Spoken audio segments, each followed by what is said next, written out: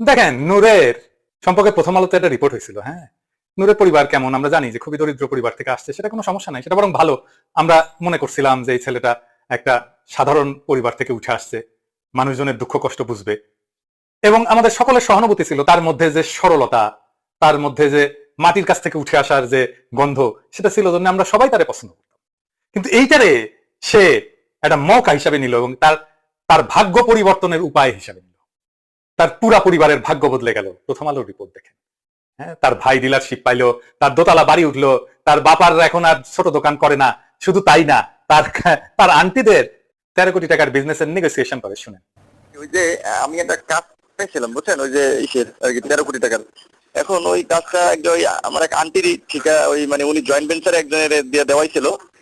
এখন ওই কালকে যদি আপনি একটু শিওর করলে তাহলে ওই টাকা ওই আন্টি দিবেন, আমার আন্টি সম্পর্ক হয়, কিন্তু ওই যে অ্যাকাউন্ট